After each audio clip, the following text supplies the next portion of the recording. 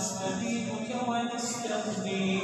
ونستغفرك ونتوب إليك ونؤمن بك ونتوكل عليك ونثني عليك الخير كله نحمدك ولا نكفرك ونخلع ونترك من يفجرك اللهم إياك نعبد ولك نصلي ونسجد وإليك نسعى ونحفد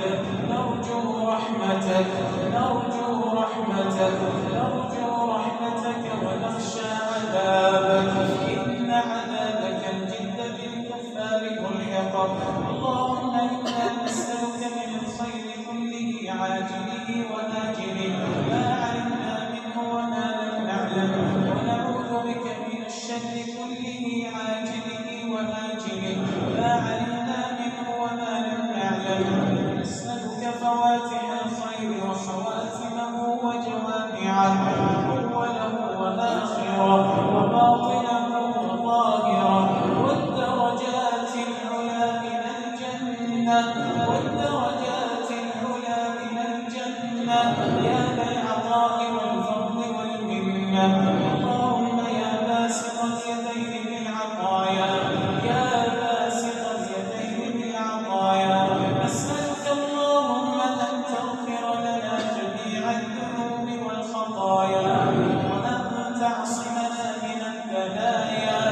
وأن ترزقنا التوبة النصوح قبل حلول المنايا برحمتك يا أرحم الراحمين اللهم إنا نسألك الهدى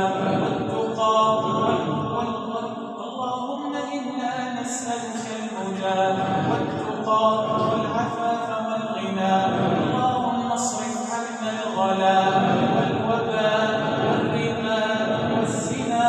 والزلازل وسوء الفتن ما ظهر منها وما بطن عن بلدنا هذا خاصة وعن بلاد المسلمين